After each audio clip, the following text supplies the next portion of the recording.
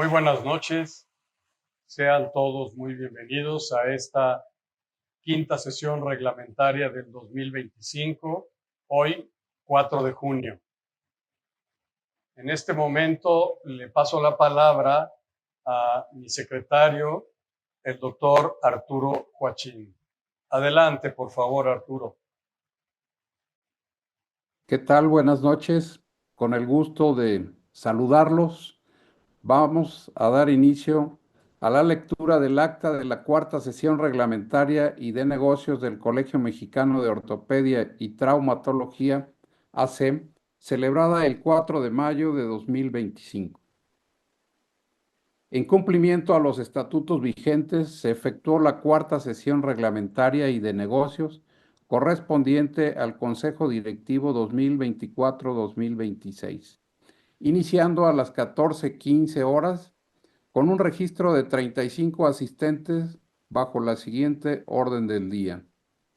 En el marco del 70º Congreso Nacional de Ortopedia 2025, evento realizado en Expo Guadalajara, en el Salón 2 se efectuó la cuarta sesión reglamentaria y de negocios, iniciando con las palabras de bienvenida a cargo del doctor Guillermo García Félix, presidente del Colegio Mexicano de Ortopedia. Se dio lectura al acta celebrada el 2 de abril a cargo de la coordinación del doctor Juan Manuel Viruega Ábalos, titular del Comité de Peritos en Ortopedia, seguida de la lectura de los asuntos generales por el doctor Arturo Huachín Chávez, primer secretario propietario del Colegio Mexicano de Ortopedia.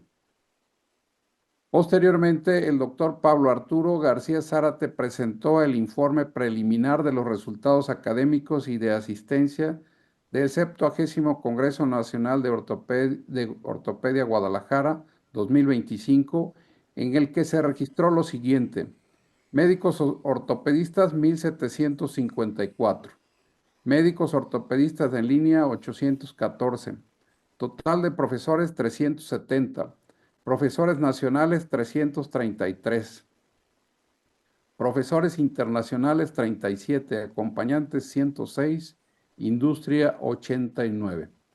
La doctora Felicita de Rosario Vargas López presentó el informe preliminar de los resultados financieros del 70º Congreso Nacional de Ortopedia Guadalajara 2025, dejando un margen positivo. A las 15 horas se dio por terminada la sesión. Hasta aquí concluye la lectura del acta de la sesión anterior. Si existe algún comentario o pregunta, a favor de hacerla llegar al CMO. Muchas gracias. Dentro de los eventos y asuntos generales, el Colegio Mexicano de Ortopedia y Traumatología, con fundamento en lo dispuesto en el capítulo 5, artículo 10, en sus incisos 10.2 y 10.8 del Estatuto Social vigente, convoca a los asociados que reúnan los requisitos al que se refiere el artículo 13, incisos 13.2 para vicepresidente y 13.6 para tesorero propietario. Presenten su carta de intención para participar en la jornada para la elección de vicepresidente y tesorero propietario del Consejo Directivo para el bienio 2026-2028. Las solicitudes y documentación requeridas deberán ser entregadas en copias fotostáticas, engargoladas y de forma personal en las oficinas del CMO y se recibirán como fecha límite hasta el 31 de julio del presente año, para que posteriormente los órganos de gobierno analicen y ratifiquen cada una de las candidaturas. Realizamos con gran éxito el taller práctico de disección y abordajes en cirugía ortopédica en las regiones del hombro, cadera y rodilla, realizado el pasado 22 de mayo del año en curso en el Instituto de Servicios Periciales y Ciencias Forenses, INCIFO. Gracias a todos los asistentes por su interés y participación. Te invitamos a participar en el curso de formación de peritos en ortopedia 2025, a realizarse en forma virtual y presencial en las instalaciones de nuestra sede. En su primer bloque, 24, 25 y 26 de julio, segundo bloque, 21, 22 y 23 de agosto. Para mayor información, consulta nuestra página web. Suscríbete a nuestro canal de YouTube CMO y consulta nuestra biblioteca de sesiones reglamentarias, webinars, cursos y talleres. El CMO hizo presencia en el 70 Congreso de la Sociedad Colombiana de Cirugía Ortopédica y Traumatología, cuyas siglas son SCCOT, realizado el 28 al 31 de mayo del presente año en Cartagena, Colombia. Asimismo, como el tercer Congreso Internacional de Medicina General CONAMEG, efectuado del 29 al 31 de mayo en Puebla. Seguimos fortaleciendo lazos de unión y colaboración entre médicos ortopedistas y especialidades afines en pro de la academia continua. Sin duda, ha sido una experiencia enriquecedora y de gran intercambio académico. Los invitamos a participar en nuestras próximas actividades académicas a realizarse este mes de junio de forma virtual y presencial en las instalaciones de nuestra sede. Miércoles 18 de junio, sesión del capítulo de pie y tobillo, 20 horas. Miércoles 25 de junio, sesión del capítulo de trauma y osteosíntesis, 19 horas. Les recordamos que está a su disposición la plataforma digital para que realicen sus pagos e inscripciones a través de la plataforma digital .colegiocmo.com.mx. Haga clic y conózcala.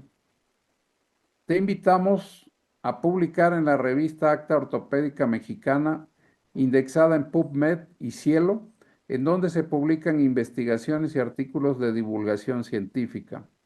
Además, al colaborar con el Acta Ortopédica Mexicana, puedes formar parte del comité de revisores obteniendo puntos para la recertificación y diversos beneficios.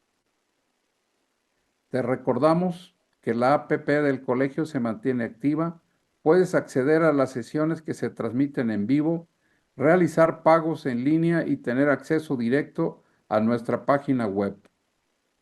Los invitamos a seguirnos en nuestras redes sociales Facebook, Twitter e Instagram para que estés enterado de todos los servicios y beneficios que el CMO tiene para ti. Aprovechamos para darles una cordial bienvenida y felicitación a nuestros nuevos miembros titulares.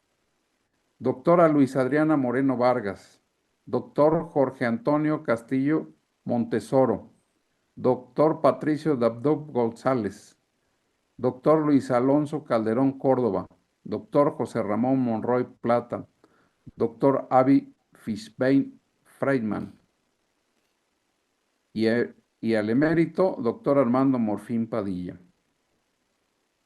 Antes de ceder la palabra al doctor Pedro Peláez Dami, titular del capítulo de alta especialidad en hombro y codo, y a sus distinguidos ponentes, quienes presentan el panel del foro Actualidades en el manejo de la inestabilidad anterior glenohumeral, me voy a permitir invitar a que vean este video promocional para nuestro siguiente, que es el 71º Congreso del Colegio Mexicano de Ortopedia, a celebrarse en la Ciudad de México.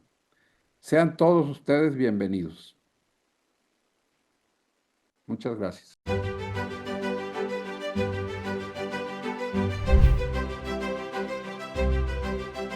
Históricamente, el Colegio Mexicano de Ortopedia y Traumatología ha impulsado el crecimiento e integración de la ortopedia nacional. Desde 1950, el Colegio Mexicano de Ortopedia y Traumatología ha sido el precursor y referente de la formación constante de ortopedistas, residentes, investigadores, médicos generales, enfermeras y rehabilitadores, todos interesados en la ortopedia. Estamos preparando el 71º Congreso Nacional de Ortopedia 2026 para que sea un espacio diseñado para compartir los últimos avances científicos y tecnológicos. Del 29 de abril al 3 de mayo del 2026 nos reuniremos en la Ciudad de México, una metrópoli vibrante que combina historia, cultura, belleza y modernidad, ofreciéndonos el mejor escenario para este gran encuentro académico. En nuestro congreso se presentarán casos clínicos, nuevas técnicas quirúrgicas, actualidades de la ortopedia y traumatología nacional e internacional. Hoy, la inteligencia artificial, la impresión 3D, los biomateriales, las herramientas quirúrgicas y la cirugía asistida por computadora están revolucionando la ortopedia. Además de ser un foro académico, nuestro congreso favorece la colaboración entre ortopedistas, universidades y organizaciones del sector salud, sin perder de vista la visión del futuro de la enseñanza-aprendizaje en la ortopedia. Dentro del marco de nuestro congreso, hemos elaborado un programa de actividades sociales y culturales para reforzar los lazos de amistad y hacer de este encuentro un recuerdo memorable. Disfrutemos juntos de la hospitalidad que ofrece nuestra ciudad, un reflejo de historia, diversidad y energía de un país fascinante. Nuestro principal objetivo es inspirarte a investigar, A discutir y publicar en el Acta Ortopédica Mexicana no pierdas la oportunidad de conocer la innovación y evolución de la ortopedia y traumatología. Sean ustedes bienvenidos y espero saludarlos pronto.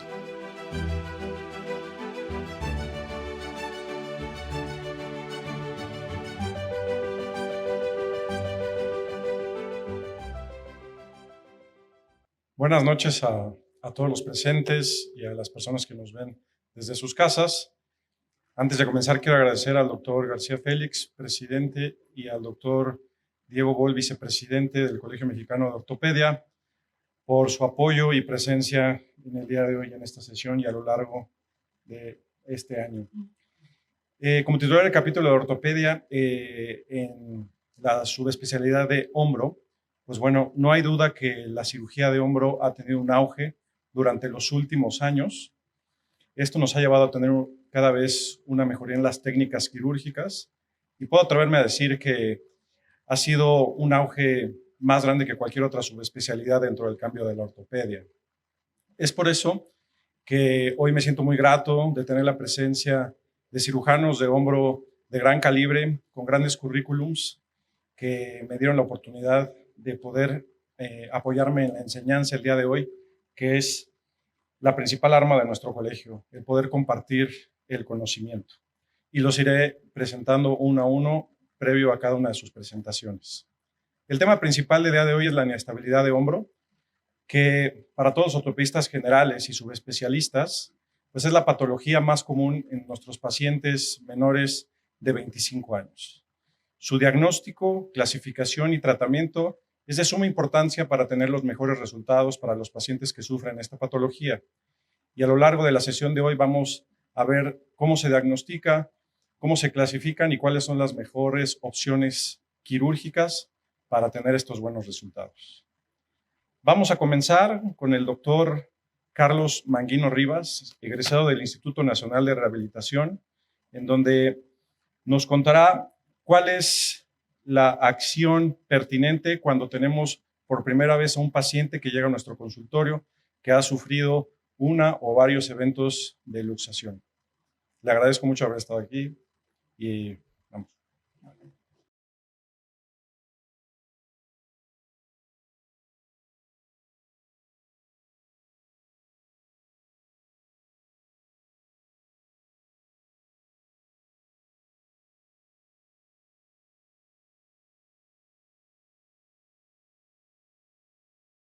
La resonancia de hombro simple siempre puede funcionar, se puede valorar un defecto labral. Sin embargo, la ortorresonancia pues evidentemente tiene mayor sensibilidad para diagnosticar este tipo de lesiones y descartar lesiones de manguito rotador.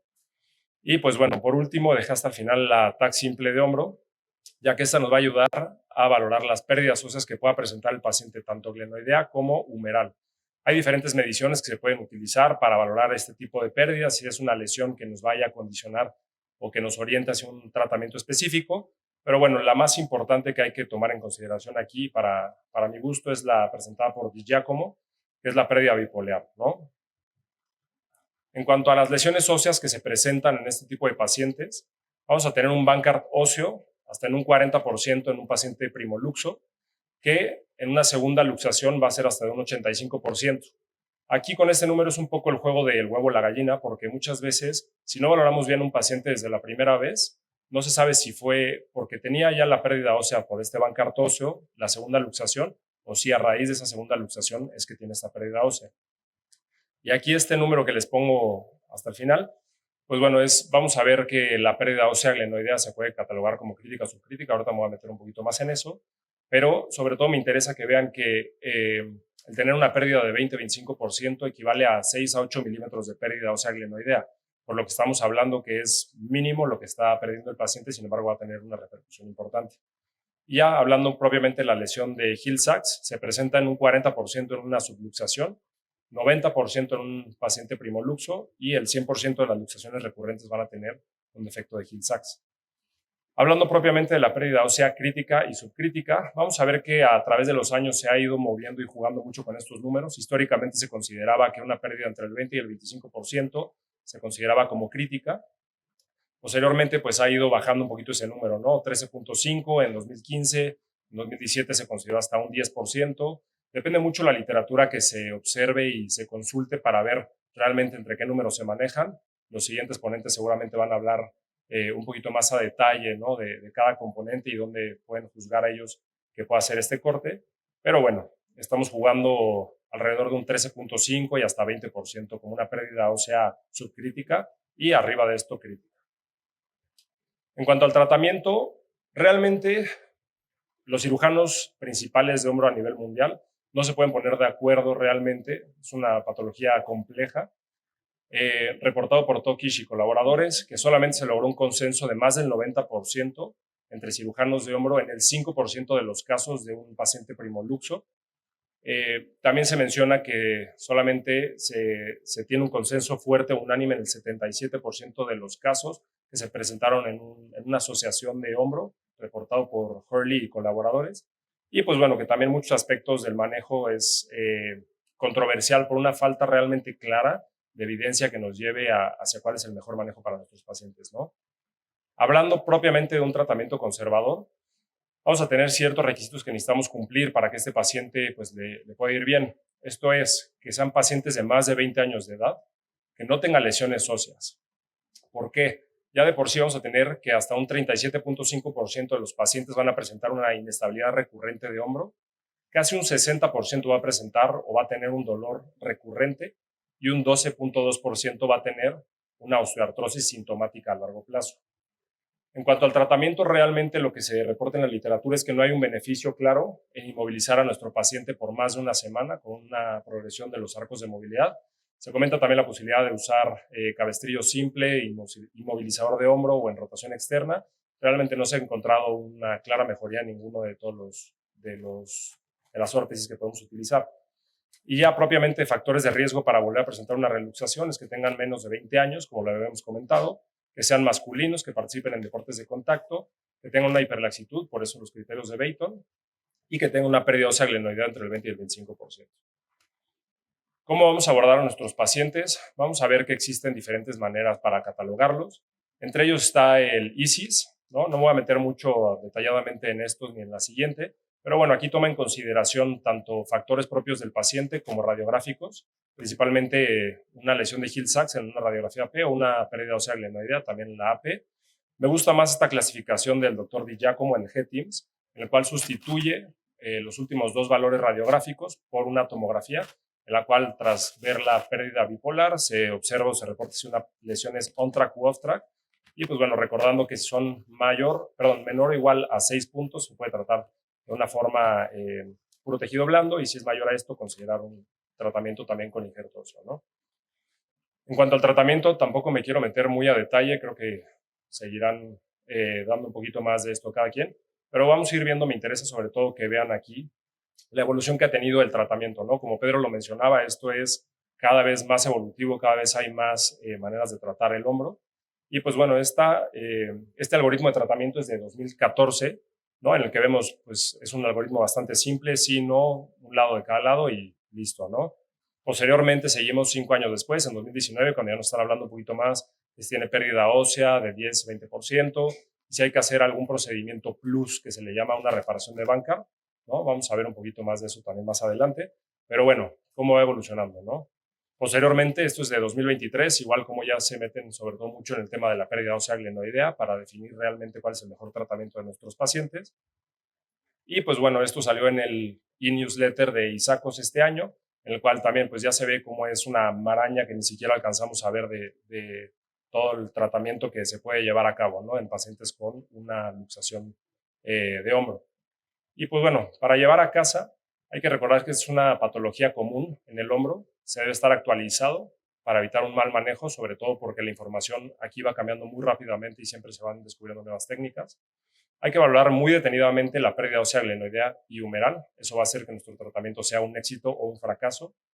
Y sobre todo individualizar y estudiar bien cada caso, preferentemente con estudios de gabinete completo. Evidentemente estamos en un país en el que no siempre se tiene la posibilidad de tomar todos los estudios.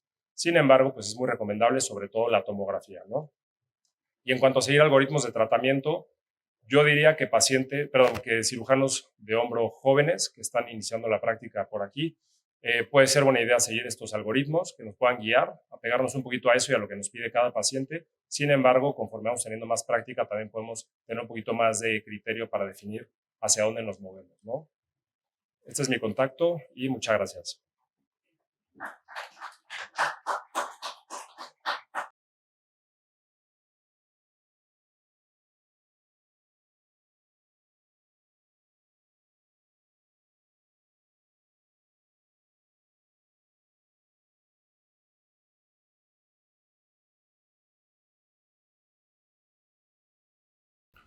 Sin duda, el uso del artroscopio, que nos permite hacer una cirugía mínima invasiva, ha permitido la evolución de la ortopedia en los tratamientos. Y esto se hace mucho más en la subespecialidad del hombro. Este tipo de cirugías con heridas semejantes a medio centímetro o 1 centímetro ha permitido solucionar los problemas sin hacer tanto daño mediante el uso de las incisiones. Y me permití invitar a una de las personas que conozco que más domina el uso del artroscopio.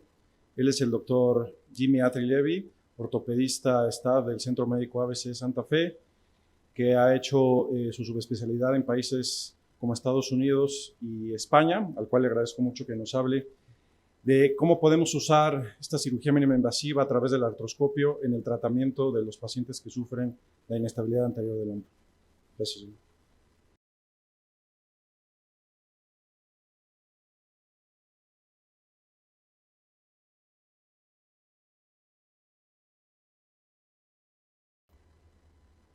Muy buenas noches a todos. Pedro, muchísimas gracias por la invitación. Gracias al Colegio Mexicano de Ortopedia. Sin duda la artroscopía transformó la ortopedia. Y quiero hablar un poquito de lo que se comentaba en la introducción, que Pedro nos hablaba, cómo está evolucionando la cirugía, las indicaciones, las opciones terapéuticas que tenemos en el hombro. Si bien la inestabilidad glenohumeral es algo que ha vivido con los médicos a través de la historia, en tiempos recientes que el deporte ha afortunadamente tomado más interés en diferentes grupos de pacientes y de edades, y el tipo de deporte que se está practicando nos está llevando a ver con un poco más de frecuencia esto. Hablando específicamente del procedimiento de Bankart, todos sabemos que el procedimiento de Bankart se inició con una técnica abierta, con una técnica expuesta, en donde se hacían aplicaturas capsulares.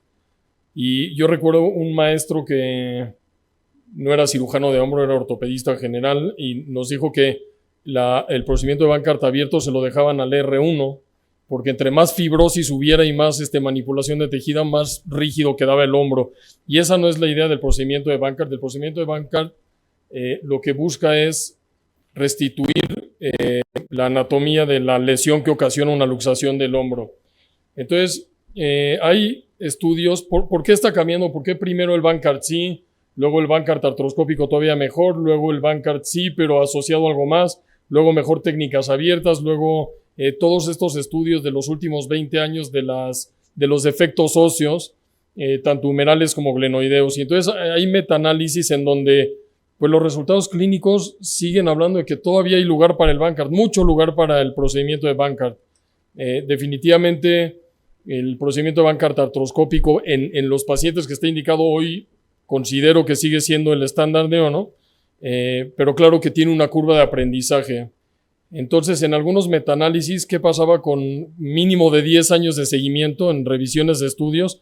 Por ejemplo, el de arriba podemos ver que en 822 hombros, el 78% de los pacientes, la mayoría de los metaanálisis de los estudios que se vieron en este metaanálisis son europeos y americanos, en donde involucra pacientes, deportistas profesionales, recreativos y con becas.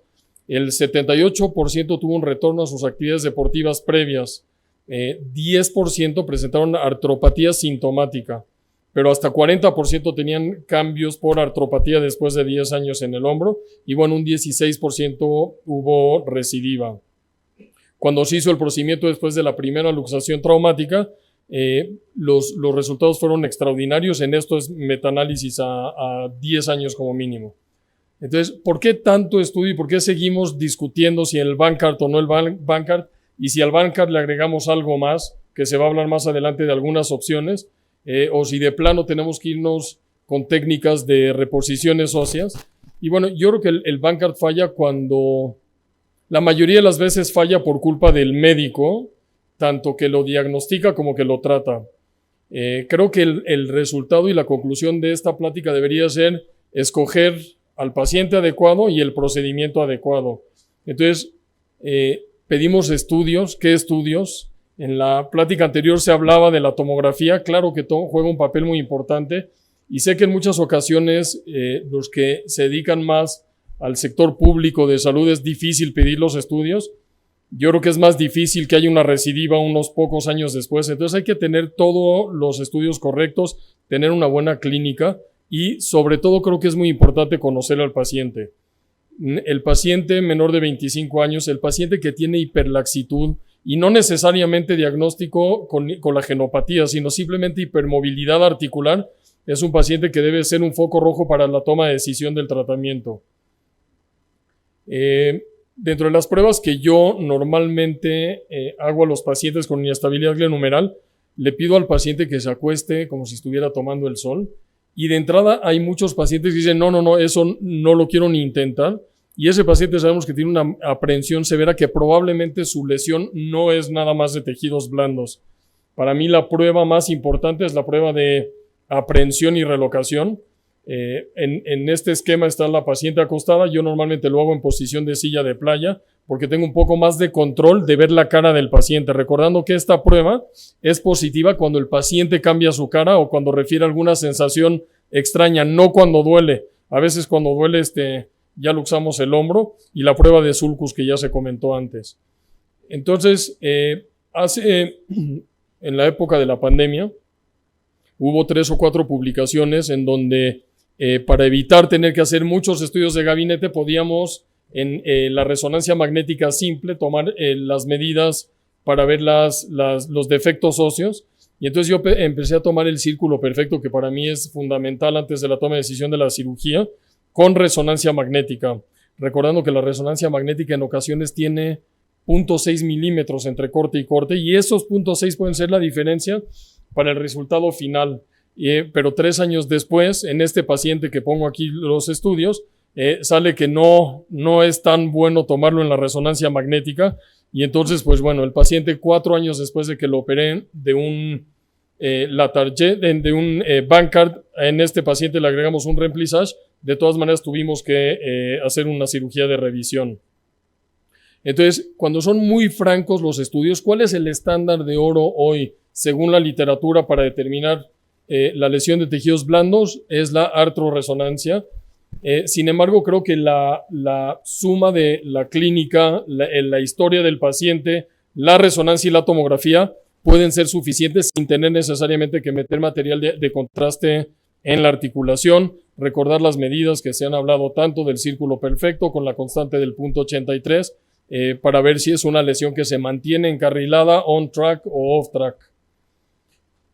Y entonces le pregunté a ChatGPT, porque ya los pacientes, al menos muchos de mis pacientes lo están haciendo, ¿qué es el procedimiento de Bankart y qué objetivos cumple? Pues esto, la verdad es que la respuesta de ChatGPT fue muy certera. pero no supo decirme estos pacientes que tienen esa pérdida ósea subcrítica, qué es lo que va a pasar con ellos después de 5 o 10 años, y estos pacientes que en manos aún no muy experimentadas pueden presentar artropatía en edades tempranas. ¿En qué pacientes hay que realizarlo? Como preguntándole si yo podía ser candidato para hacerlo, y bueno, la verdad es que la respuesta fue bastante suficiente para un paciente y no nos pone a competir con ChatGPT, al menos en este sentido. Entonces, repitiendo un poco, vamos a escoger al paciente correcto con los estudios correctos y vamos a hacer el procedimiento, porque un paciente que vive con inestabilidad glenohumeral es un paciente que por lo general pasa bien hasta que sufre una luxación, porque realmente los pacientes sufren y hay pacientes que de pronto por las zonas en las que se encuentran pueden permanecer luxados por tiempos muy prolongados y generar lesiones neurológicas. Recordando un poco que la base del éxito del procedimiento de Bankart es de entender bien la anatomía de dónde está la glenoides, de dónde se inserta el ligamento glenohumeral inferior, que creo que es lo fundamental. Y entonces, ya yendo a alguno de los trucos, que de eso va la plática, entonces siempre este paciente entramos con idea de hacer un Bankart nada más porque tenía una lesión aparentemente on track, no enganchante, pero siempre hacemos prueba clínica transoperatoria y a pesar de que aquí, por más que quise luxarlo, no logramos engancharla, está a 1 milímetro de luxarse. Entonces, en este caso, cambiamos el plan quirúrgico durante transoperatorio. Recordando que es importante revisar la glenoides desde el portal posterior. Tenemos muy buen acceso para ver también las lesiones enganchantes de Hill-Sachs. Ya no la puedo correr, un segundito. Listo. Bien, y es importante entrar por el portal antero-superolateral, por el portal más superior que tengamos, para entender un poquito el tamaño de nuestra glenoides, a pesar de las medidas que hicimos en tomografía, ver estas lesiones de ALPSA que se reinserta o cicatrizan los ligamentos y la cápsula en un aspecto mucho más medial del cuello de la glenoides. Creo que esta imagen nos da mucha información. Bien importante, otro de los trucos, para hacer el portal, yo trabajo con 2 portales, uno antero-superolateral y un portal antero-inferior, más inferior. Ambos los hago con técnica de afuera adentro y me importa mucho disecar, sobre todo en el portal que va por arriba del tendón subescapular, disecar los tejidos blandos hasta poder ver, ahorita vamos a ver en esta zona de aquí, ahorita vamos a ver justo por encima del subescapular cómo se diseca la cápsula para saber que no, al momento de introducir la cánula, también utilizo 2 cánulas, no lastimamos ninguna estructura. Normalmente tomo cápsula más inferior y directo con la varilla puedo entrar perfecto hacia la región.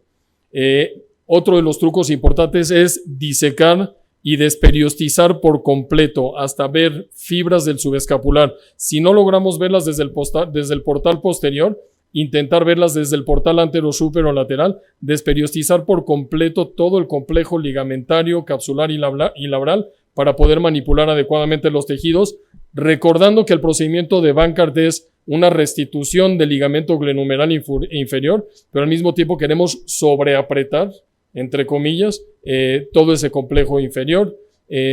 Siempre dejar un hueso cruento para tener buena cicatrización y podemos utilizar las escofinas artroscópicas o las mecánicas. Y bueno, recordar la zona en donde se colocan las anclas es importante, a pesar de que la lesión pueda ser muy inferior. Colocar el ancla a las 5 según la carátula del reloj para poder tensar el ligamento glenohumeral inferior y subir toda la cápsula y tomarse el tiempo necesario en esta primera ancla. Normalmente utilizamos 2 suturas, primero por si una se pierde y 2 porque hay mucha tensión en esta zona de los ligamentos para no sobretensar una sola sutura. Otro truco importante, sobre todo en las anclas más inferiores, hacer nudos colchoneros, atravesar las 2 suturas para no dejar la sutura y que no haya daño en el cartílago y no hacer alguna lesión por artropatía, viendo la estadística que esto tiene. ¿Cuántas anclas es algo a discutir? Yo considero que 3 o 4 anclas debería ser más que suficiente, no menos de 3, y corroborar la centralización de la cabeza humeral. Los pacientes se quedan en cabestrillo por 4 semanas, iniciando movilidad pasiva y después empezamos terapia física. Muchas gracias nuevamente por la invitación.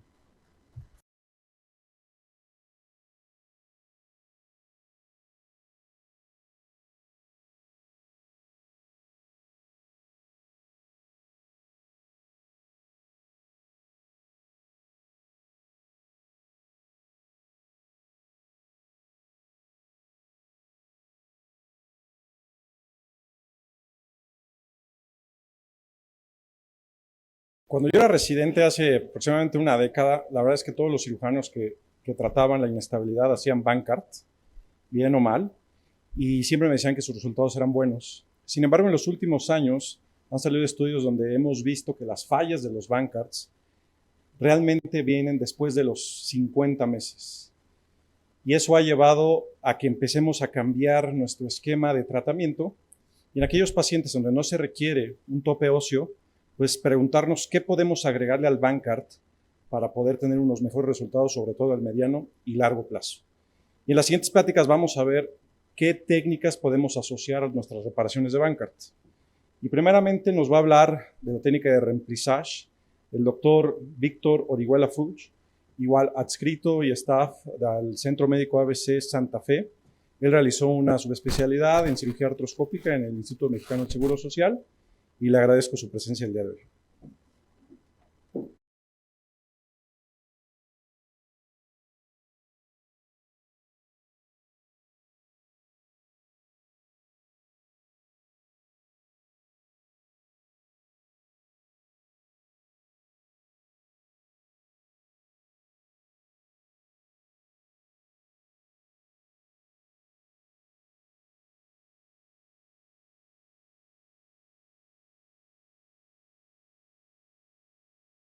Hola, buenas noches. Gracias, Pedro, por la invitación. Continuando con este tema tan interesante, yo estoy de acuerdo con Jimmy que el Bankart tiene un papel importantísimo y vital en la inestabilidad de hombro, pero creo que sí ha agregado algo más. Y es lo que pienso, es lo que digo y sobre todo es lo que dice la literatura. Vamos a hablar un poquito de remplissage. ¿Qué dice la evidencia actual de este procedimiento? Vamos a hacernos básicamente 3 preguntas, que es, ¿Qué son las que generalmente todos nos hacemos, los que operamos esto? Es si remplissage o no, cuándo hacer el remplissage y cómo hacer el remplissage. Y para acabar pronto, pues realmente contestando estas preguntas, sí o no, pues yo creo que sí. ¿Cuándo? Casi siempre. Pienso que el cuadro de un Bankart solo, aunque sí existe todavía, está cada vez más limitado. ¿Y cómo? Pues hacerlo bien, y realmente hacerlo bien. Hay muchas técnicas de hacerlo, pero un remplissage bien hecho y bien indicado, pues va a garantizar nuestra cirugía. Entonces, para hablar un poquito del remplissage, es un gran procedimiento, es un procedimiento que ha pasado la prueba del tiempo, tiene más de 20 años que fue descrito, y cada vez, bueno, hace muchos años tuvo resultados muy satisfactorios y recientemente sigue teniendo resultados muy satisfactorios. Pienso que pasó esta prueba de usarlo, dejarlo de usar y recientemente se está volviendo a tener buena evidencia para seguirlo utilizando. ¿Por qué? Porque hay evidencia mostrada de que uno no limita la rotación externa, que creo que es una idea que muchos tenemos ahí o que muchos hemos aprendido que hacer un remplissage va a limitar la rotación externa y por eso no se hace, que realmente ya hay evidencia que comprueba que no. Y 2, que la ciencia dice que disminuye la recurrencia de una luxación en una inestabilidad de hombro tratada con tejidos blandos. Es decir, todas las pruebas que se han hecho demuestran que agregar un remplissage en los pacientes a Bankart va a mejorar los resultados de este. Entonces, vamos a empezar con el principio. Y entonces, el principio es recordar que todos los pacientes que tratamos con un Bankart aislado se van a volver a luxar. ¿Cuánto? El 8 al 10% en un periodo de 2 a 4 años. Pero quiero preguntar aquí, cuando operamos un paciente de Bankart, pues lo damos de inestabilidad, lo damos de alta a los 6 meses, al año, básicamente. Quizá por allá a los 2 años lo vuelves a ver. Pero fíjense que la gran mayoría de los pacientes que se vuelven a luxar por inestabilidad es, como dijo Pedro, después de los 50 meses. Es decir, hasta el 30% de los pacientes se van a luxar después de los 10 años. Y estos pacientes generalmente ya no están en nuestra consulta, ya no los vimos y creemos o pensamos que no se luxaron cuando las estadísticas dicen que sí, en un periodo prolongado se van a luxar. Y de estas luxaciones hay que recordar que las off-track son 5% más posibles que se luxen o que se vuelvan a luxar.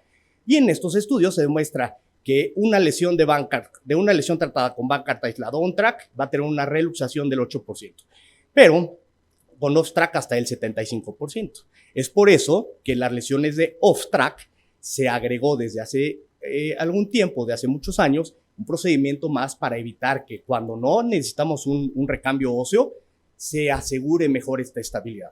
Y entonces, ¿hay algo más para disminuir este 8% de las lesiones? Pues sí, debe haber, porque un 8%, pues generalmente si se va a luxar, pues sigue siendo un poco alto. Y entonces, cuando se ve que sí se están luxando de un 20% a un 30% en los 10 años, pues empezó a pensar en estas lesiones bipolares. Y entonces ya habló el doctor Mangino de estas pérdidas óseas glenoideas del 10, 13, 20, 25%. Todas estas publicaciones aclarando que se hicieron en protocolos o en estudios donde el 10% trataban a los pacientes con la Target, el 13.5%, que algunos lo usan, se trataba solo con Bankart, el 20% se trataba con Bankart y el 25% con la Target. Es decir, en todas estas mediciones de glena, que muchos son las que actualmente utilizamos, en ninguno de estos estudios estuvo involucrado el Remplissage. Y entonces, si volteamos a ver no solo la pérdida glenoidea, pero si vemos también la cabeza humeral, pues entonces tenemos la lesión de Hill-Sachs. Y por eso es que en estas pérdidas bipolares tenemos la clasificación de enganchante, no enganchante y de on-track u off-track. E incluso ya se empezó hasta a medir el tamaño de estas lesiones de Hill-Sachs. Entonces, ¿el Remplissage qué va a hacer? Pues cuando tenemos una lesión de Hill-Sachs va a rellenar el defecto humeral y eso es lo que nos han dicho. De hecho, el término Remplissage pues es para rellenar y demás. Ahora, no solo es el efecto de rellenar el defecto humeral. La acción biomecánica del Remplissage es reducir la traslación de la cabeza de posterior hacia anterior. Y realmente esa reducción de la traslación, que algunos otros procedimientos agregados es lo que buscan, agregar eso al Bankart, hace que se disminuya la tasa de reluxación.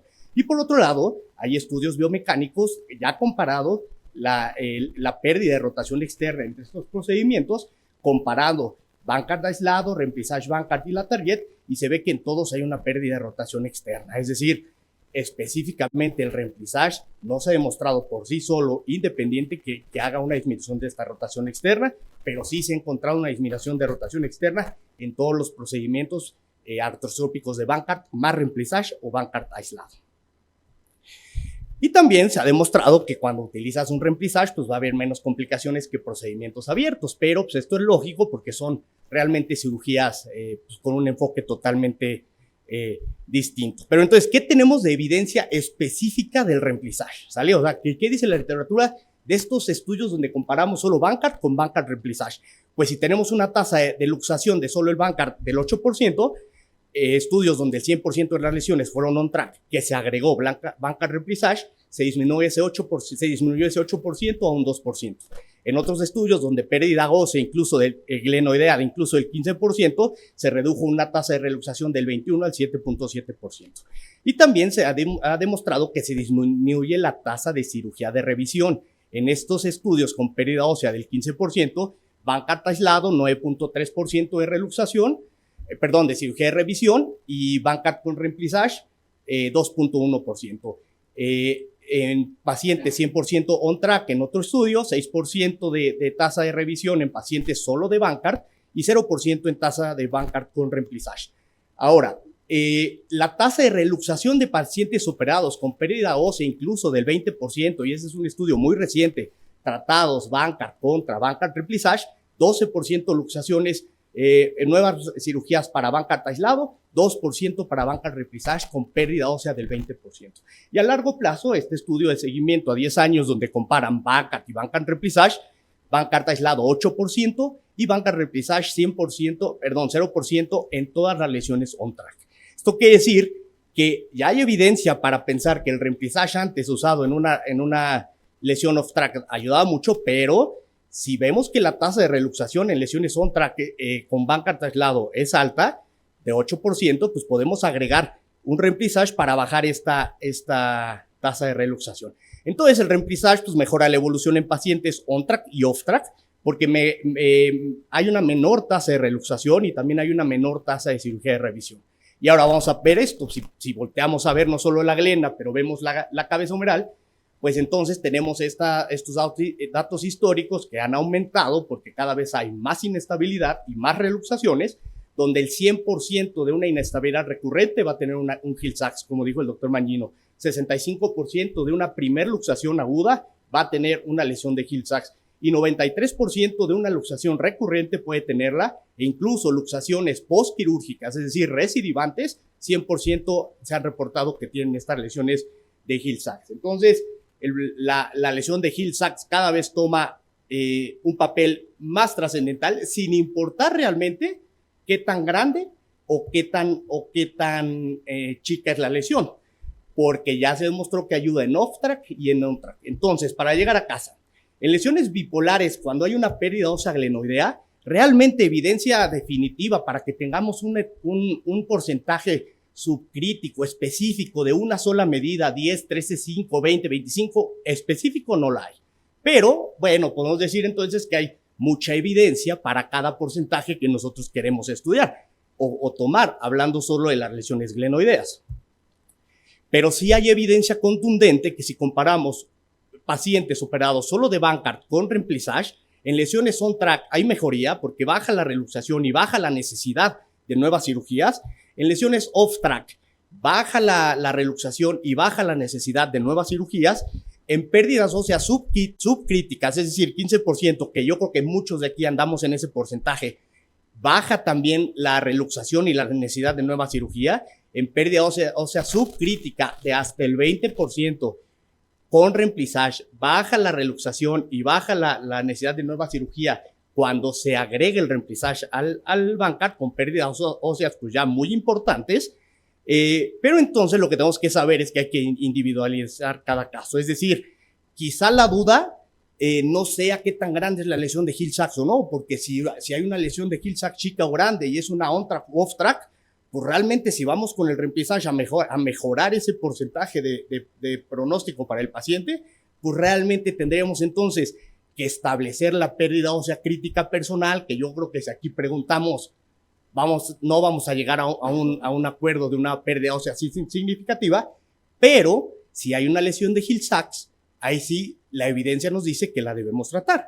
Y entonces, si tienes alguna duda, cuando aparece una pérdida ósea subcrítica para ti con una lesión de Hill-Sachs y dudes hacerlo o no hacerlo, la ciencia y los estudios publicados actualmente te dicen que si le agregas ese Remplissage a ese Bankart, va a disminuir tu tasa de reluxación, vas a necesitar menos cirugía de revisión y no vas a perder funcionalidad ni alterar la funcionalidad que haciendo el Bankart solo. Gracias.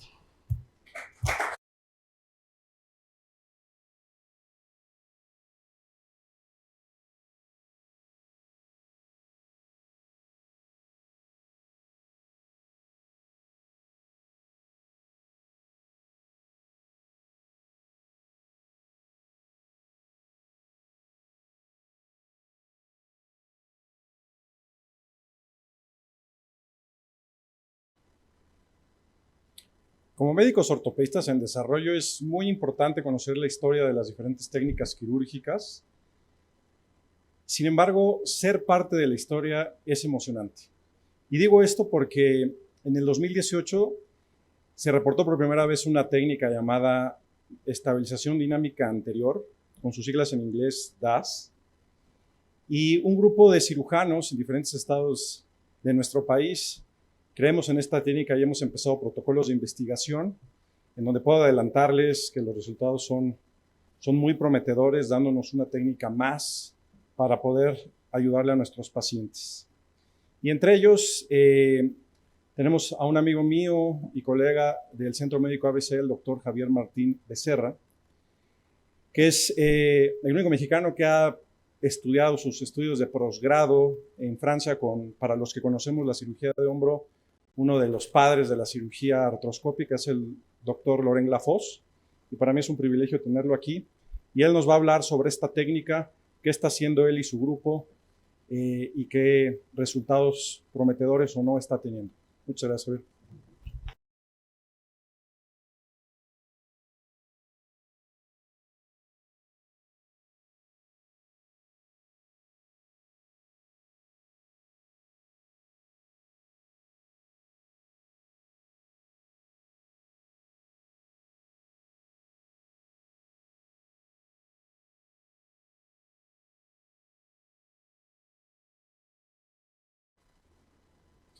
Hola, ¿qué tal? Buenas noches. Muchas gracias, Pedro, por la invitación, sobre todo para hablar de esta técnica que, como bien lo dijiste, nos apasiona y creo que no se pelea con ninguna de las otras que hemos visto, o sea, no se pelea con el Remplissage de Víctor, entonces no creo que haya sentimientos encontrados.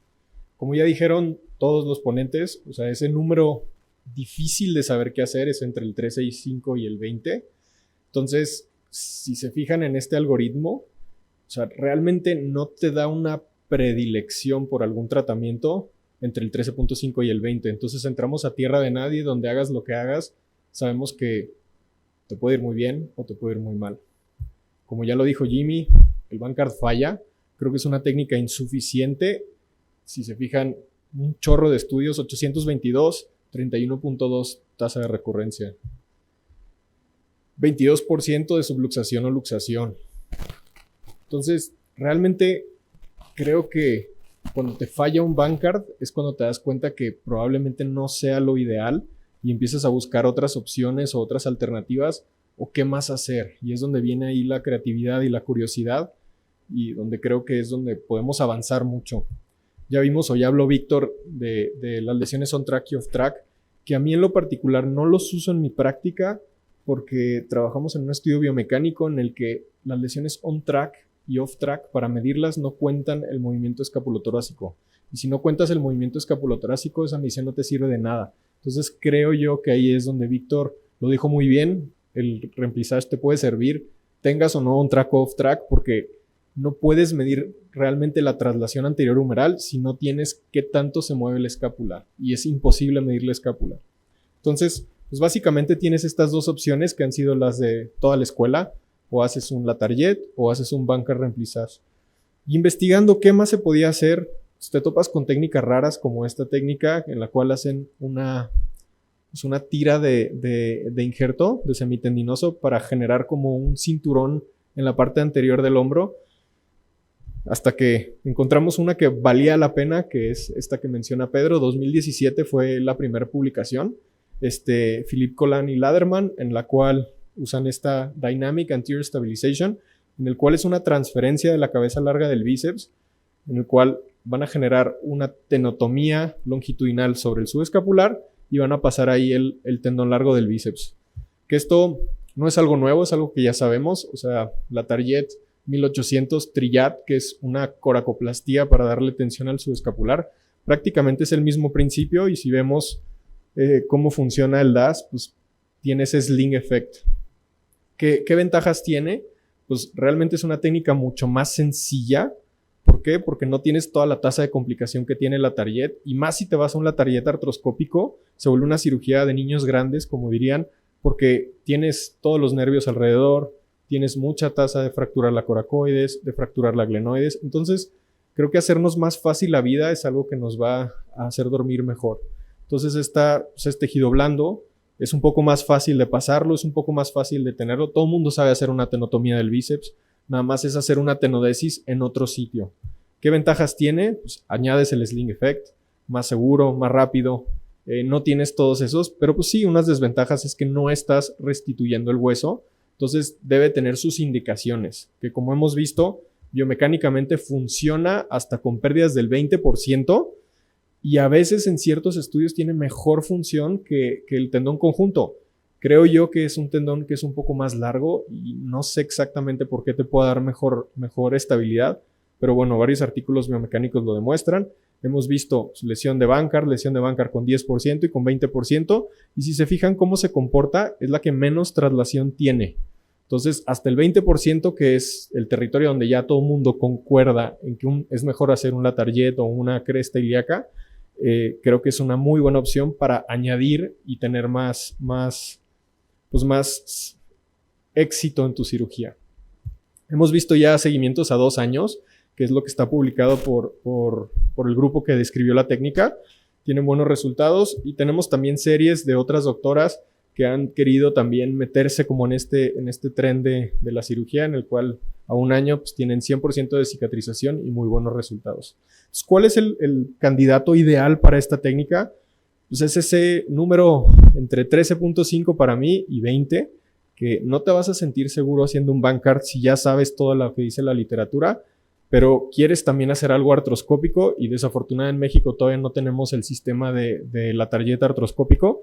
Entonces, pues es una técnica que, como ya vimos, inicias con un Bankart normal.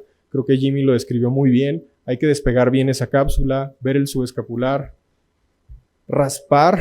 Es un tejido que ya no está o ya está cicatrizado, entonces tenemos que darle biología, que la biología cicatrice. Colocar tus anclas, creo que la colocación de las anclas también es de suma importancia, que sean entre 5,5 y 6. Si quieren poner posteriores, se vale. Realmente nadie sabe cuál es la fórmula correcta. Siempre, como lo dijo Jimmy, tratar de jalar ese ligamento y llevarlo desde abajo hacia arriba. Eso es lo que te va a dar esa retención o retensar la cápsula. Y creo que un Bankart puede ser una buena cirugía si la indicas en el paciente correcto. Pueden hacer nudos o no nudos, realmente ya hay un buen de técnicas, pero o sea, cásate con una y hazla bien. Y prácticamente así queda un Bankart. Creo que es un Bankart bastante decente y aún así con este paciente no nos quedamos contentos. Hacemos una tenotomía de la cabeza larga del bíceps. Todo el mundo puede hacer esta cirugía. Es prácticamente lo único que se hizo en el hombro de los 70s, 80s y 90s. Entonces, después aquí viene el truco. Te vas al espacio subacromial, sientes la corredera y cortas o disecas el ligamento transverso. Al disecar el ligamento transverso, el bíceps va a nacer solito.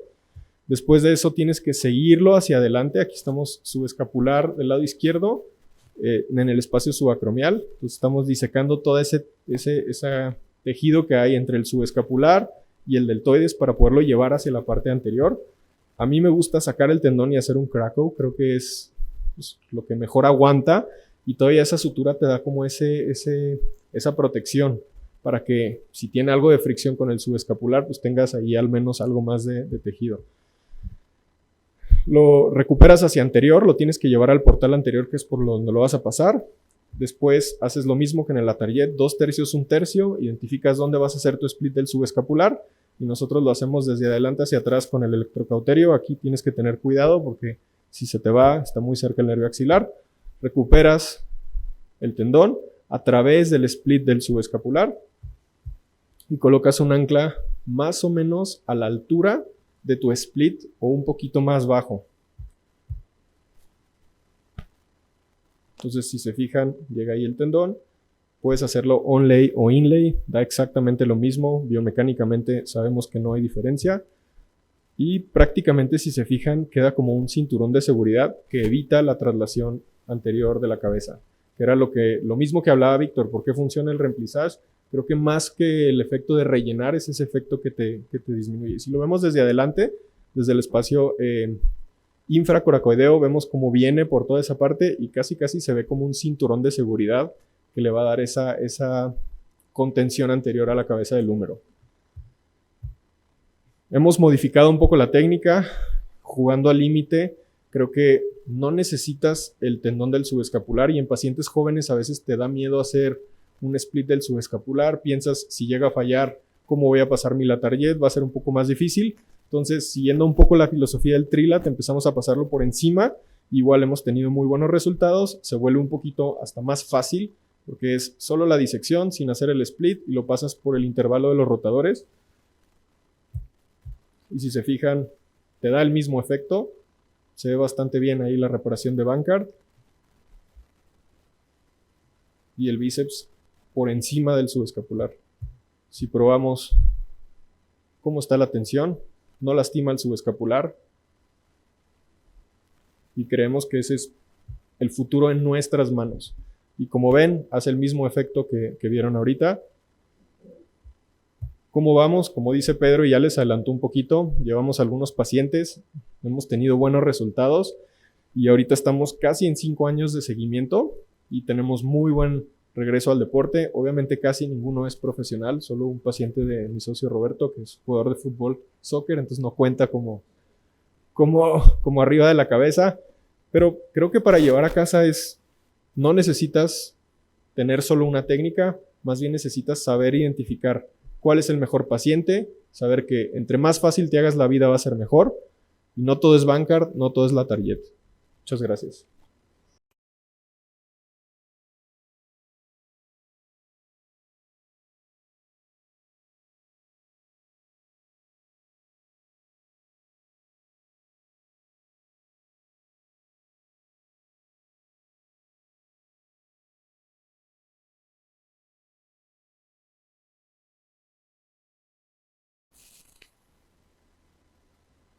Por último, vamos a hablar un poco de aquellos casos en donde el defecto, la inestabilidad es creada por una ausencia ósea importante en nuestra glenoides.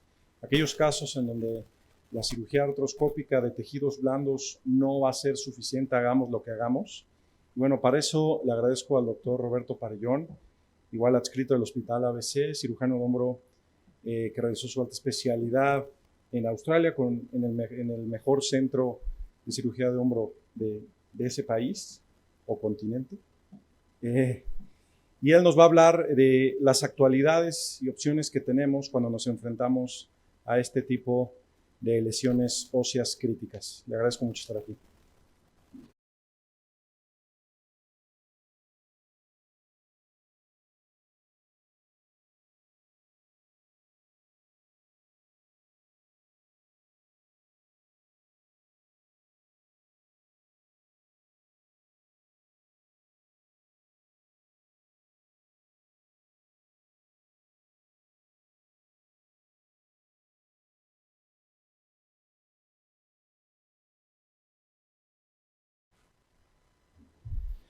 Bueno, pues otra vez gracias Peter por la invitación. Es realmente un placer estar aquí y poder platicar con todo este panel, que la verdad es que es excelente, además de que fueron maestros, hoy en día son amigos y colegas y para mí pues, es un gusto estar aquí. Entonces, vamos a hablar un poco de cuando no hay duda, cuando hay un defecto óseo crítico.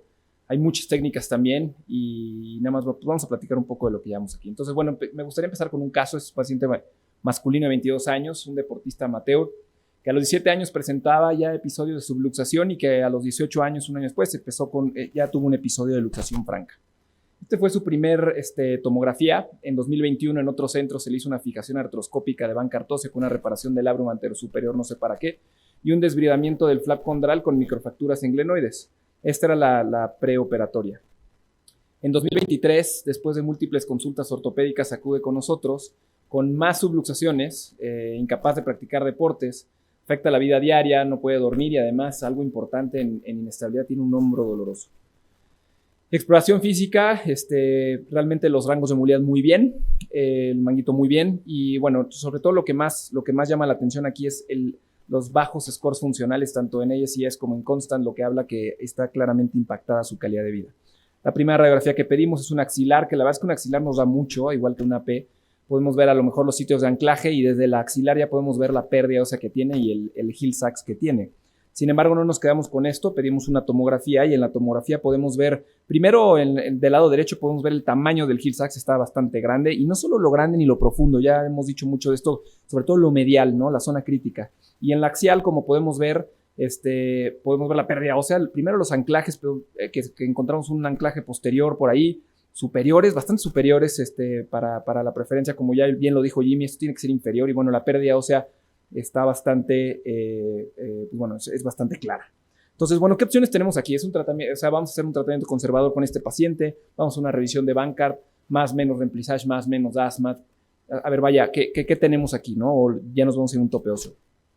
No voy a meter mucho, pero primero quiero hablar de cómo estamos midiendo la pérdida ósea. Sabemos que ya lo habló también Jimmy acerca de la ley del círculo perfecto, o también ya Giles lo describió, el tamaño de la glenoides en cuestión de la parte superinferior de ella misma, y pues bueno, esto ya no me voy a meter mucho en cómo hacerlo, sabemos que existe, pero son mediciones en 2 dimensiones. Entonces, me gustaría entender las pérdidas óseas como una pérdida tridimensional, no tanto como en 2 dimensiones, es como cuando reconstruimos en prótesis reversa. Entonces, el método AXA, esto lo publicó mi mentor reciente a que yo llegara, y lo que hace es simplemente tiene 2 tomografías, la tomografía del hombro sano y la del hombro enfermo, y lo que hace es medir el área que tiene. Entonces, en esta imagen podemos ver cómo es el área que no tiene la pérdida ósea, tanto en AP como en lateral. De esa forma, pues realmente estás viendo la tridimensionalidad de la pérdida ósea y la simple fórmula del AXA o Anatomic Concave Surface Area Method es justamente lo que hace la sana menos la patológica, eso divide entre la sana y te da. ¿Y qué encontramos aquí? Que a veces estamos sobreestimando las pérdidas óseas. Estamos sobreestimando muchas veces con el best fit o con el glenoid height o las técnicas de Itoy, podemos sobreestimar las pérdidas óseas y esto es importante nada más y podemos ver que también interobservador esta técnica vale la pena. Ahí dejo el QR por quien quiera leer este artículo, vale la pena y esto es lo que estamos tratando de hacer en todos nuestros pacientes. a ver, pero bueno, ¿cuándo es efecto óseo crítico? Estos artículos ya los pusieron, Tokish ya lo dijo, Yamamoto y Toy también ya lo dijeron, de 13.5, 17.5 a 20.25. Entonces eso ya lo tenemos muy claro. Sin embargo, me gustaría dejarlo muy claro que también todos los ponentes lo han dicho, hay que individualizar el tratamiento. A mí me encanta la inestabilidad porque es de los tratamientos en donde no hay recetas de cocina. O sea, cada paciente es diferente, que depende si realmente está haciendo alguna actividad de contacto. Ya también Carlos nos habló un poco del ICIS y nos habló del G-Teams. No me meto muchísimo en esto, pero vaya claro que son referencias para hablar. La edad es importante, la hiperlaxitud es importante, el paciente si es deportista competitivo, todo esto claro es importante off the contract, pero definitivamente todos tenemos que individualizar. Pero bueno, ya que tenemos un defecto óseo crítico, ¿qué opciones tenemos? El procedimiento de Bristow, que se describió hace muchos años. Michel Latarriet llegó con el procedimiento de Latarriet y hemos visto que ha cambiado muchísimo esto. Antes se ponían 2 tornillos, listo, hoy Pascal Boileau también ya describió los 2 botones, incluso Abdul en España también ya describe el cerclaje solamente, con tensiómetro por la parte posterior, y la técnica de mi mentor, que es un botón, un tornillo, yo voy a hablar un poquito más de esto, pero claro que existen los bloqueos óseos libres, ¿no? Como es la clavícula distal, la tibia distal escrita por Ivan Wong, y bueno, el Eden Gibenet o la cresta ilíaca, que bueno, también ya lo sabemos. ¿Cómo hacemos más o menos el Latarriet? Bueno, sabemos que funciona como un triple efecto estabilizador, es aumento de la superficie ósea, el sling effect y la reparación capsular, sirve perfecto para deportistas de contacto, la pérdida ósea crítica. En mis manos también una lesión de Hagel, no me gusta reparar las lesiones de Hagel, creo que es muy peligroso, el nervio axilar está por ahí, de todos modos la falla, que es el Hagel, es el aumento, la abulsión de los ligamentos glenumerales del lado humeral. Aquí todavía no llega el equipo de Latarriet artroscópico, que definitivamente estamos esperándolo. Y bueno, el un botón, un tornillo, aunque los 2 tornillos es lo que estamos haciendo más, pero voy a hablar un poquito de eso. Sabemos que Latarriet ya pasó la prueba del tiempo, se describió en 1950. Tenemos seguimientos de 15, 20 años en donde los resultados son muy buenos, pero no todo está muy bonito. Tenemos varias complicaciones, también varios artículos de complicaciones intra y posoperatorias relacionadas al injerto, lesiones vasculares, lesiones nerviosas, posoperatorias, hematomas, infecciones, como cualquier cirugía, pero a largo plazo es algo que no hemos definido muy bien. La no unión, la osteólisis y la inestabilidad residual y bueno, lo peor, la artrosis temprana. Recordemos que son pacientes jóvenes, es lo último que queremos. Para realmente evitar esto, el injerto debe ir entre las 2 y las 5, nunca dejarlo laterales, ahí donde ven el riesgo de artrosis. Muy medial puede quedar con residuo de inestabilidad. Muy superior podemos llevarnos el nervio supraescapular en la parte posterior, o muy inferior, pues si no llegamos a obtener buen purchase en la glenoides, pues puede quedar con unión fibrosa. En las posoperatorias, bueno, buen control de sangrado, una buena recomendación es poner cera de hueso en donde hacemos la osteotomía para que no esté sangrando ahí. La infección es en 3%, hay que detectarlas temprano, hay que ser agresivos con las infecciones. Nunca preparar el injerto fuera de la piel y traccionarlo y prepararlo aquí porque claramente está pegado el músculo cutáneo, entonces eso es importante. Y cuidar el split para el nervio axilar. Entonces este es un estudio biomecánico en donde comparamos el uso de botón, tornillo o tornillo-botón, perdón. Y el botón definitivamente es el más lábil. Como podemos ver, el screw o la SS es el más rígido definitivamente, y el botón tornillo entra en ese spot dulce en donde no es suficientemente rígido y nos ayuda sobre todo en la parte de arriba. Esto es un estudio biomecánico, ¿no? Que se evaluaran las fallas de la forma en la que está escrito ahí. Es un estudio solo biomecánico, pero tenemos la teoría de que esto sí disminuye la osteólisis de la parte superior del injerto, que claramente es una de las principales complicaciones a la larga de este procedimiento. Este es un video de cómo se hace, bueno, al final el Latarriet artroscópico. Aquí me voy a saltar esto porque es un remplissage que en este caso también el paciente lo requería.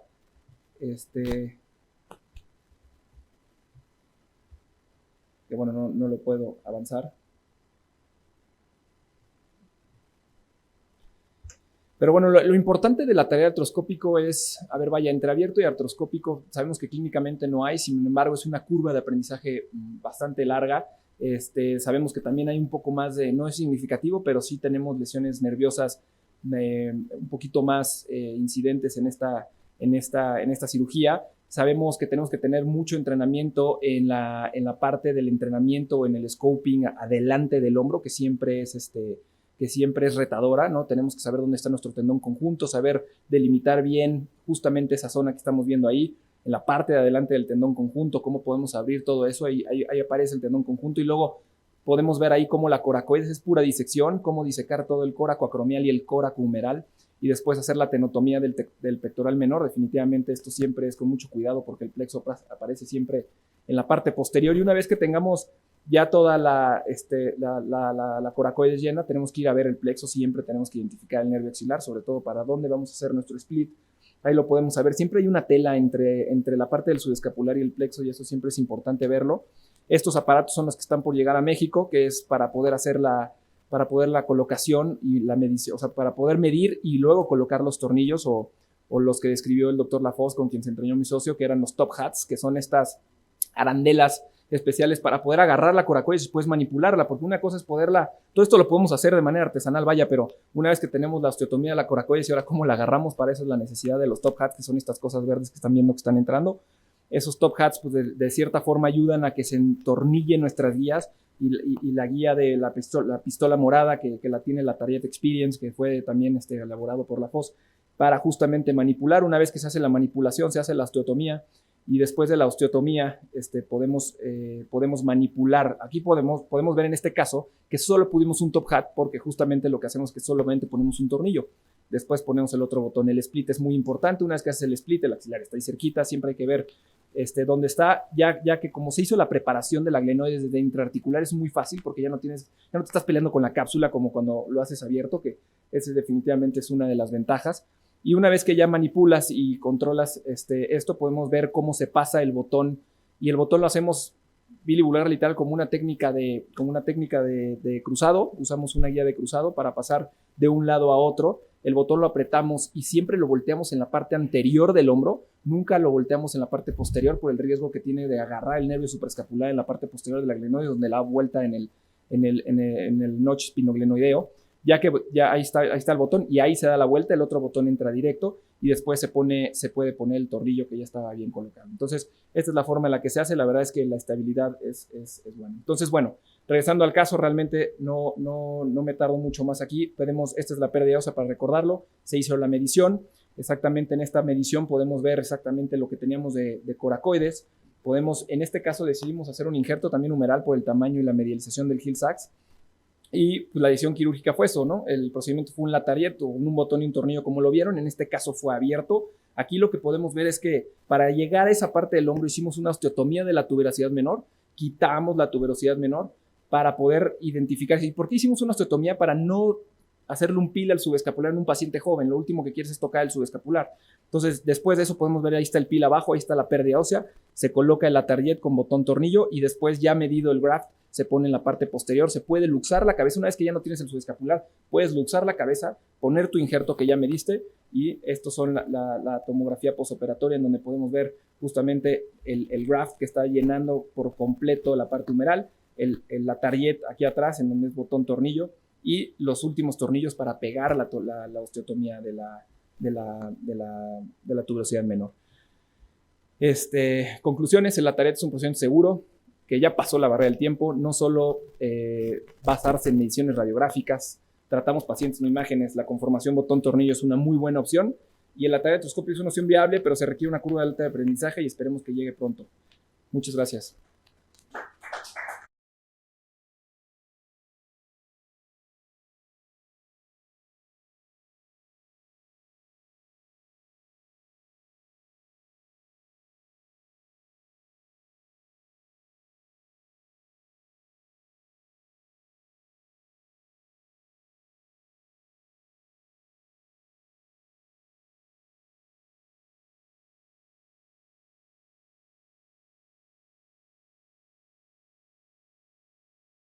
Bueno, vamos a pasar ahora a las preguntas y a la discusión.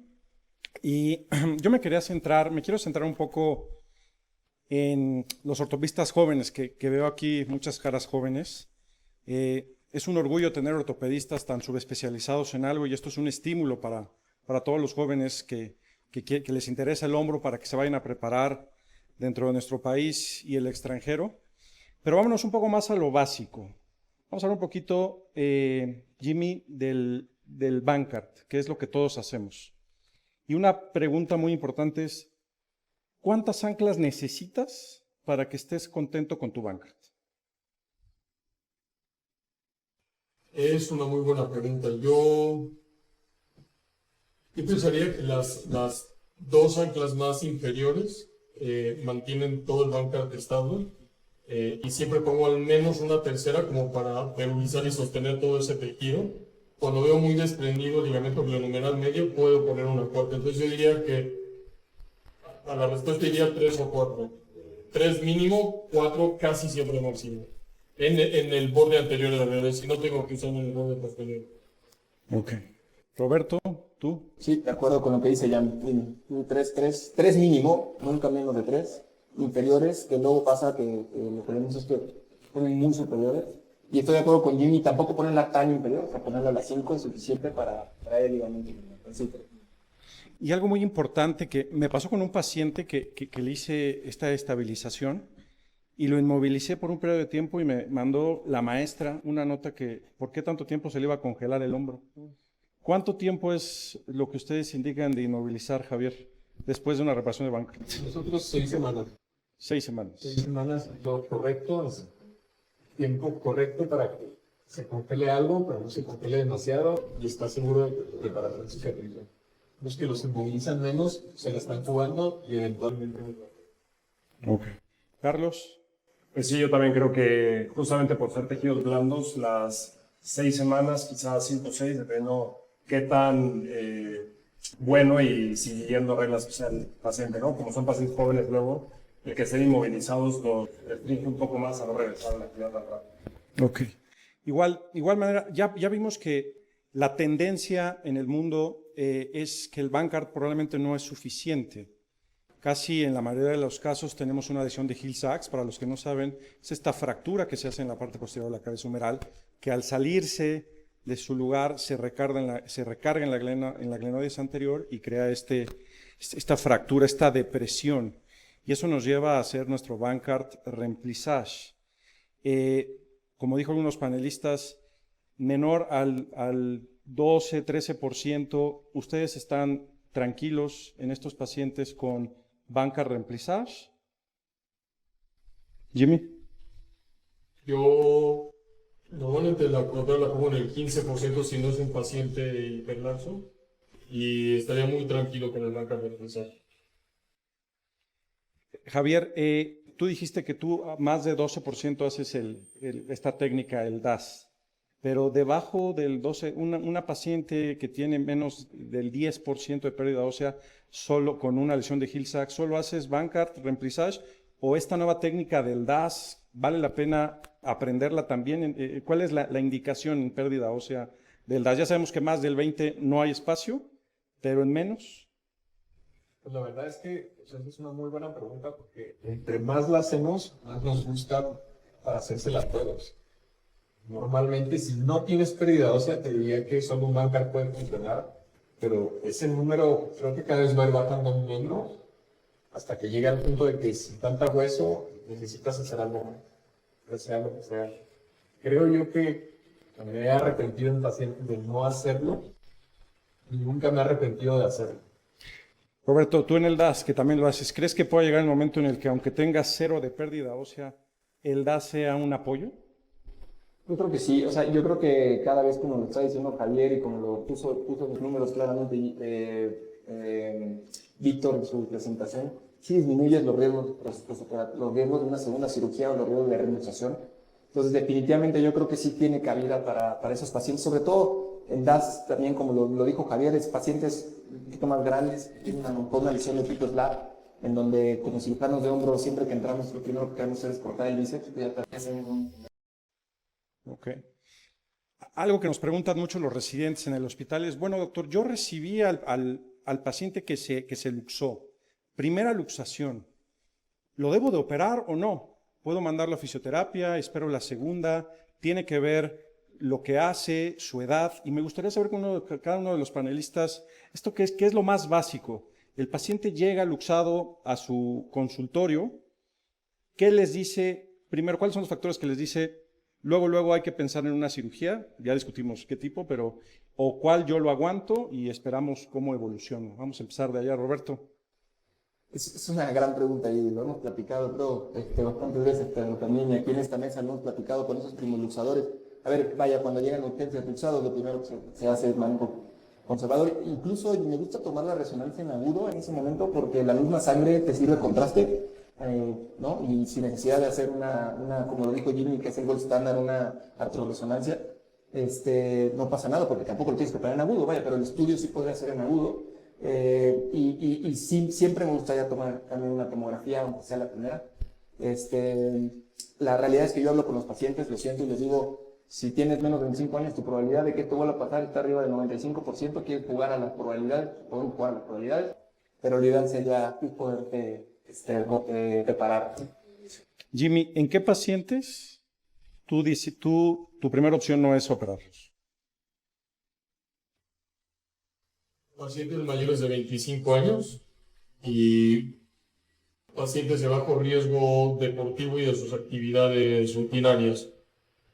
Los pacientes de abajo de 25 años, aunque no sea el brazo dominante, en la primera consulta después de la urgencia les digo que se tienen que operar y la tasa de programación quirúrgica en el medio privado, que es en el que yo trabajo, es prácticamente de cero. Generalmente regresan hasta la segunda, en donde ya sabemos que va a haber pérdida ósea. Ok. Javier, tú ya decidiste que vas a operar al paciente, es menor de 20 años, deportista, el riesgo de que tenga una segunda luxación es arriba del 90%. ¿Cuál es el momento ideal para operarlo? Creo que esa es una muy buena pregunta. Ahí más bien Hago muy buenas preguntas, ¿no? ¿Cuándo no operarlo? Nunca los operen en agudo. O sea, operar esta cirugía en agudo es una pesadilla. Tienes el sangrado extra de la lesión, tienes los tejidos que están laxos, están lastimados. Entonces, yo te diría, yo me esperaría al menos 6 semanas, que es lo que tarda en cicatrizar, para ya tener como esa consistencia que va a ser mucho más fácil tu trabajo. No vas a tener el sangrado agudo, que ese te va a ser una pesadilla ver. Vas a tener mejor consistencia de los tejidos y vas a poder definir mejor qué es lo que vas a pegar con qué. Entonces, yo te diría 6 semanas, no antes de 6 semanas. O sea, me ha tocado muchos doctores que les encanta en agudo, llega su urgencia luxado y ya te programaron al día siguiente. O sea, creo que esas son las cirugías que más tasa de complicación tienen y creo que es las que más hemos revisado. Ok. Doctor Justino. Gracias, muy buenas noches y felicidades a todos.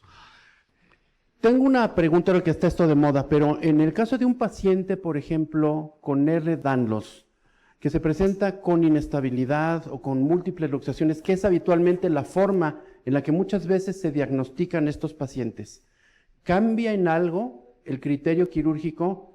¿Serían más agresivos en la primera intervención? Porque sabes que es un paciente que probablemente tienda a volver a luxar, o desgraciadamente podría ser un paciente que si no se diagnostica adecuadamente, no se trata adecuadamente y entonces tengamos una reluxación, pero no por falla de la técnica, sino por una mala selección del paciente. ¿Hay algún consejo o algún tipo en particular que pudieran dar en este caso, pensando en un paciente joven, hombre que tiene esto? ¿Cómo variaría o qué cambios harían en relación al criterio de manejo inicial? Javier, con esto, en el paciente con una estabilidad multidireccional no traumática, ¿cabe el DAS? Sí. Sí cabe el DAS, aunque la bibliografía todavía no nos dice... Respondiendo a la pregunta que hizo el doctor Justino, mi maestro decía que si te llegaba un paciente con Ehlers-Danlos, no lo operaras, que mejor se lo mandaras al otro doctor, porque hagas lo que hagas, tienes mucha tasa de que falle. Entonces, creo yo que incluso se han publicado transferencias tendinosas en pacientes con hiperlaxitud o con enfermedades del espectro hipermóvil, en el que hacen transferencias de dorsal ancho como para tratar de mejorar esos vectores de fuerza. O sea, no hay una Biblia, creo que te estás metiendo en terrenos un poquito más complejos, en los que nadie te va a saber decir, pero creo que yo te diría, una de las herramientas que he usado yo en hiperlaxos es hacer una transferencia, porque estás haciendo algo dinámico, pero también es tejido blando. Entonces, ¿qué tanto va a funcionar? ¿Me ha ido bien? No te podría decir a largo seguimiento cómo va. Y sobre todo saber si el problema es la anterior-posterior, dolor o que realmente se le luxe, ¿no? Bueno, ya pasamos de tiempo. Le agradezco a los panelistas, muchas gracias por haber venido, muchas gracias a todos los que vinieron y les cedo la palabra al doctor Félix, presidente del colegio, y sin antes agradecerles a todos por haber estado aquí.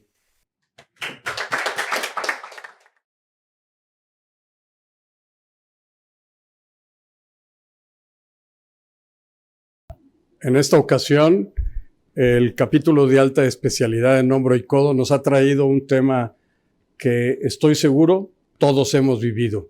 ¿Cuál es la inestabilidad de hombro?